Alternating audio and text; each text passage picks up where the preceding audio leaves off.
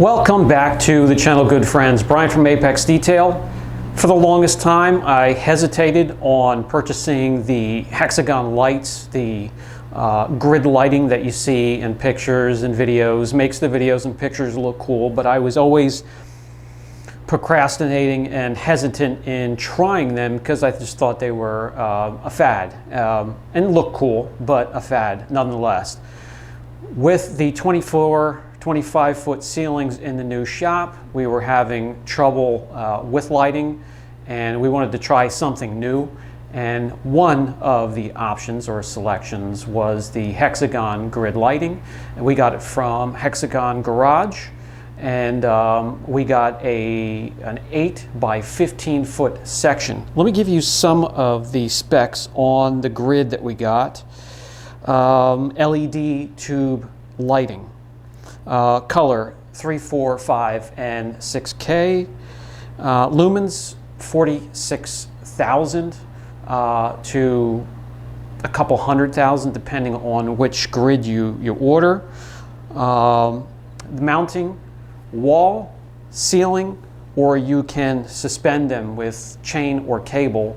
We will be suspending them about 3 to 4 feet down from the top of the roof, bringing them closer to the vehicles, but leaving enough room for larger vehicles to go in.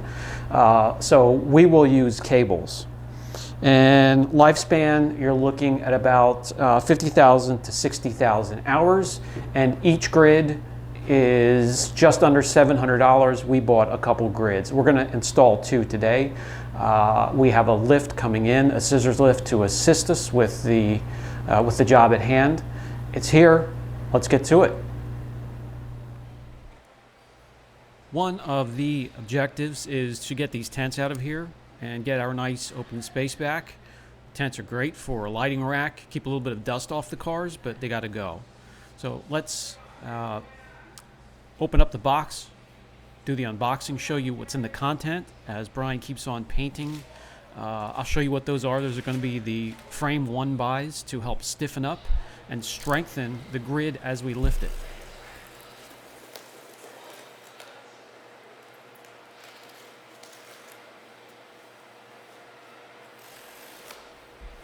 The contents of the package consists of the instruction manual. You have short grids, pieces of grid anyways. They are LED lighting and they do snap together. The shorter grids are for the designs, the hex shapes and designs themselves. The larger grid pieces are the frame that goes outside around the designs and sort of square up the whole grid. And then there's wiring and all types of different connectors, Y connectors, T connectors, straight connectors. And they do give you some extras here and there.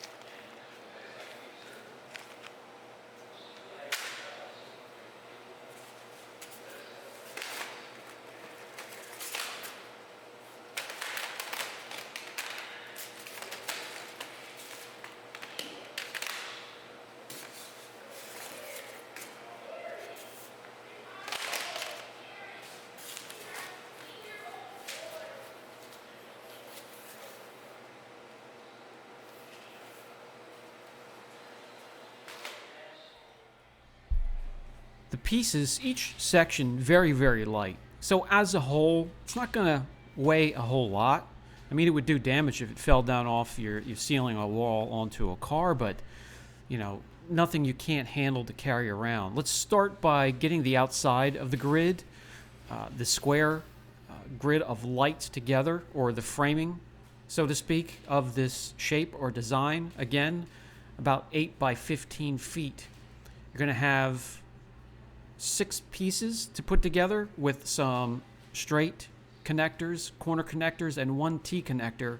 And the T connector is where the electricity and the light will be fed into that section of the grid, if that makes sense.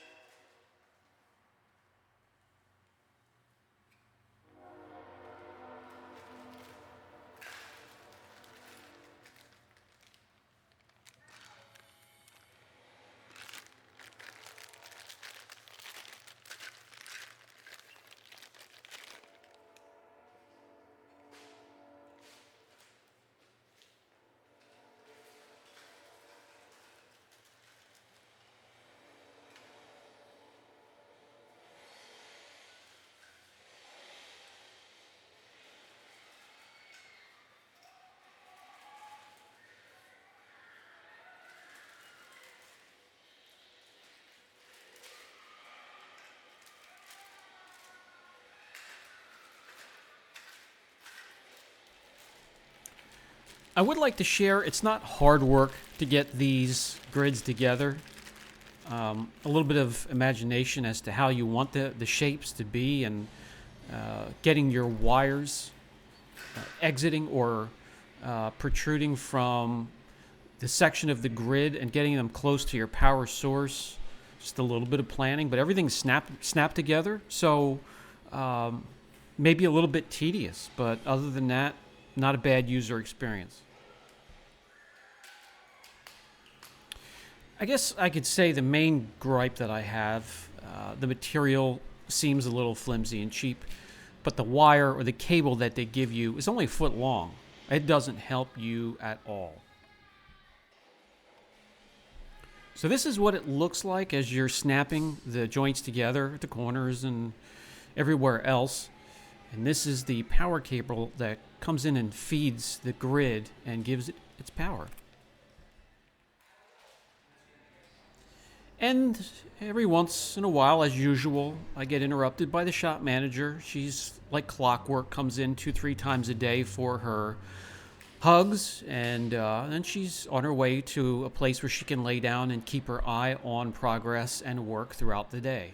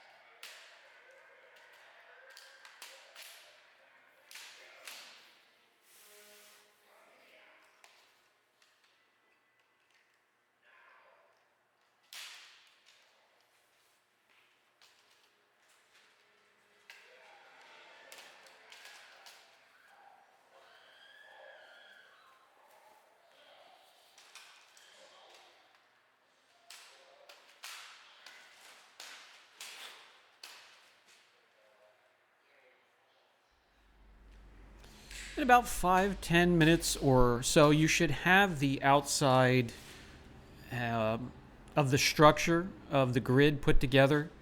And as we're doing that, the strength and the frame of this, where this is going to be suspended from, is being painted. You can go any color you want. You can screw these directly onto a wall or a ceiling, or if you already have a grid ceiling, they do give you a couple bags of zip ties to zip tie it right to that grid. I wasn't happy about that at all. I just wanted mine suspended 3 or 4 feet from the ceiling.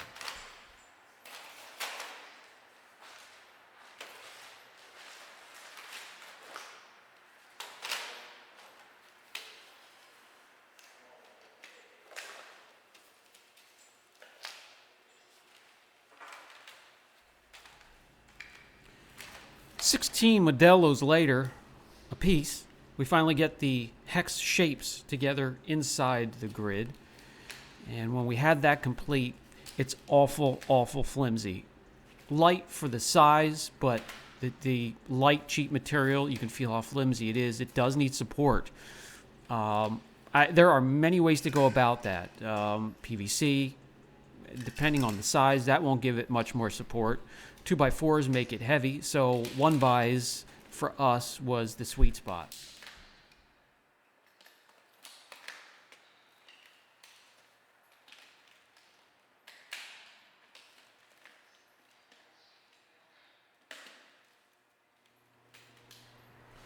At this point, everything that was pulled out of the package from shipping is put together. And if you had a fixed area to place these, like your wall or your ceiling, you could get right to that. You would definitely need a bit of help. You cannot lift this with 1 or 2 people. 3 or 4 without any support is going to be, well, that might be even a little light. But if you are considering a frame to strengthen this up, you can get away with 2 people.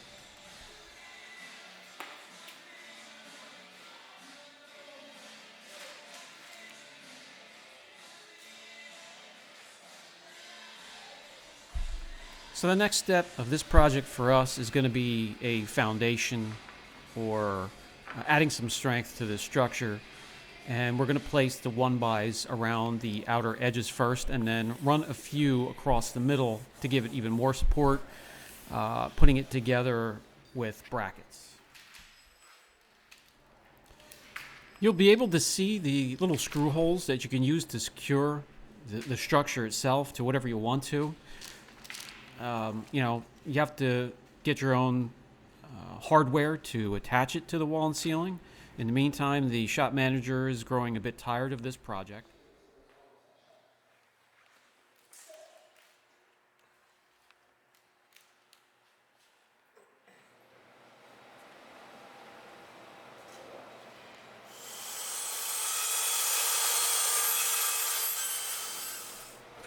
Those of you that already have these lights secured in your shop or home garage, what have you used to strengthen the structure itself as a frame?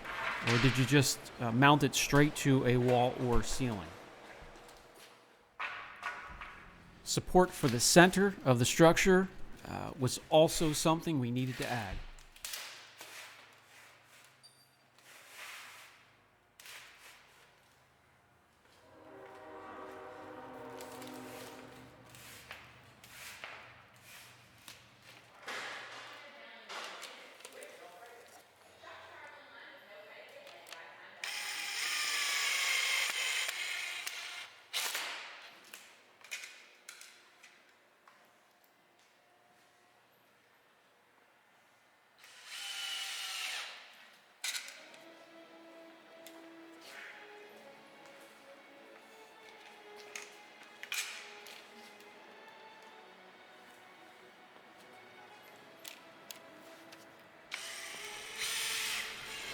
Everything moving along nicely, no real snags to speak of at this point, but we got everything together and slid both of the grids up against the wall to make room for a scissors lift. A lot better than working off ladders, of course, a little bit safer. And we can also use the lift itself to lift the structure up. It's light, so you can use the cage. Anything really heavy, you never want to use the cage of a boom lift or a scissors lift to lift the actual material up. But in this case, you're perfectly fine. This is the hardware we chose to suspend the grid from the ceiling. And we're going to cut the cable to about 3 or 4 feet.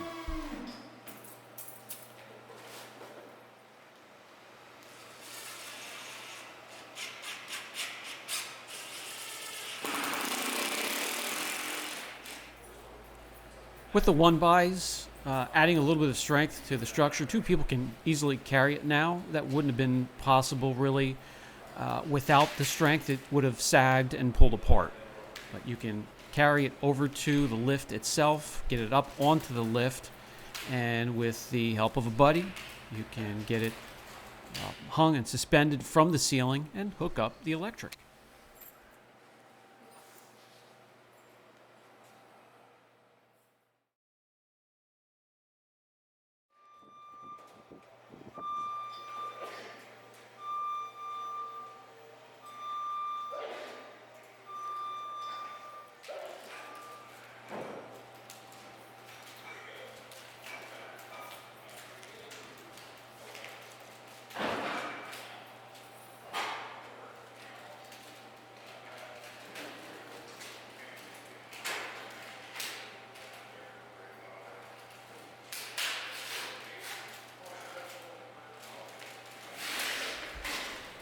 As you hear us lift the structure onto the cage of the scissors lift, you'll hear cracking and groaning and creaking from the structure itself. Again, materials, what can you say? Thin plastic, thin aluminum-like metal with wires and LED lighting inside, and that's all there is to it. Just keep that in mind. When we do finally get to fire them up, I have to say the light is welcomed here. Not like you're working on the surface of the sun, but bright enough, and the brightest we've had in the shop so far. We've tried a few things. There are better options that are even brighter and may not take up quite the space. But these look pretty cool for whatever that's worth.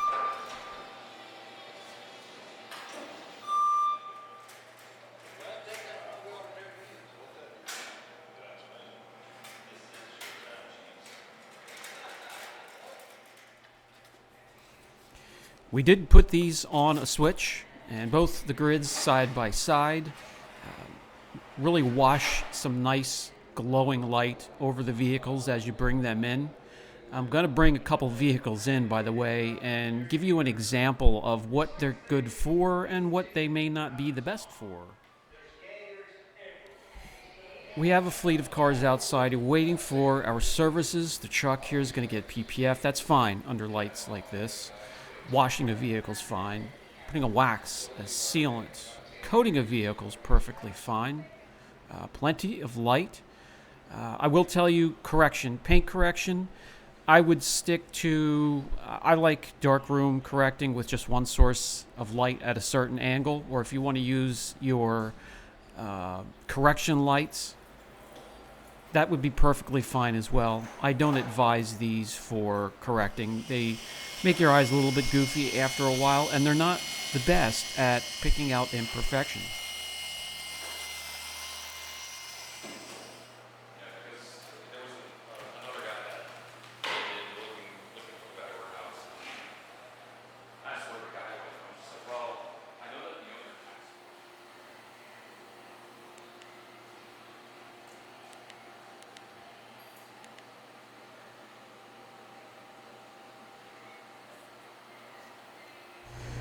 In conclusion, are there better options? This isn't a sponsored video. I just wanted to share my experience as I do with tools and products on the channel. There are many other options available that would work. These may be within the top tier, but they're great for everything except for paint correction. in my opinion. I still like to turn them off when it comes to paint correction and use the shop light at about a 45-degree angle. So that's dark room correction. So I like to turn not just those, but all the lights off. And then also using the swirl finder for washing your car, for paint protection film, for waxing your car, a sealant, a coating. Yeah, perfectly fine. They do brighten up the shop. I have to give it that. The light washes off the walls and reflects around and gives the shop a warm, fun place to be, and you know, a place that's well lighted. So I will give it that. I'll keep you up to date as to how they hold up. Are they going to last? They will, you know, within the package they sent a few extra grid pieces. So if you have something that burns out, you can replace it, which is pretty cool. And some of the joints too, they sent as replacements or extras. Hey, while we have the video going, we're working on the shop, and I have been asked how the shop is coming along. Let me grab the camera off of the stand. We're going to go outside first. We got our signs up finally, and we'll come back in and I'll show you what we've accomplished so far. So this here, we have we finally have the office finished, warm and inviting for customers to come in. Just a quick tip, guys, if you're just starting out, anything you have on the wall or a sign at your shop, you want to have it representing yourself. You don't want to alienate anybody that may come in and doesn't like Lamborghini. They possibly could just turn around and walk right out the door. With the clientele, and after all these years, I'm not worried about that. I don't know how else to put that without sounding crass or big-headed, but we're not worried about that. So I represent the vehicle I enjoy right now. If I get to the next car, that may change to Porsche or Mercedes or whatever I get down the list. But I recommend you putting your name and mark it yourself on your shop walls. So with that said, let's go outside.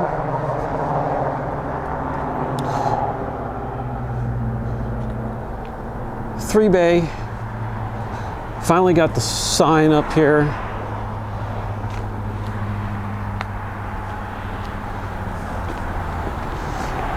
Back up and give you an idea of the size of the building. Plenty of room. 8 cars you can fit in there comfortably.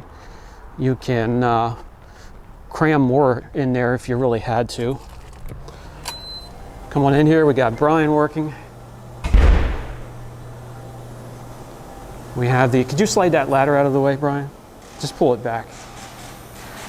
We finished up the 63 Chevy Corvair toolbox. We have Sissy hanging out the window. I guess that's supposed to be me when I had hair about 40 years ago. I never had hair, okay. So if you want to know what we kind of keep in here, right now we just keep our PPF stuff in there. But we have the lights going, and almost done, getting there. There's the other Brian, acting like he's working.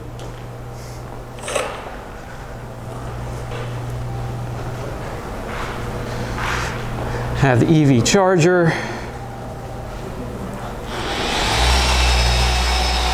And that'll give you an idea of the size and scale of the area.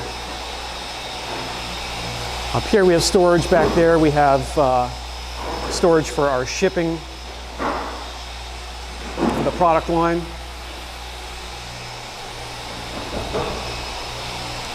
And that's what we have so far. We do want to get another grid above here. I do want to have another grid right above the Lambo here, so we'll keep working. We do like the floors just polished concrete with a little bit of the tiling here and there. But I'll keep you up to date if we do anything else. Brian from Apex Detail, catch you in the next video.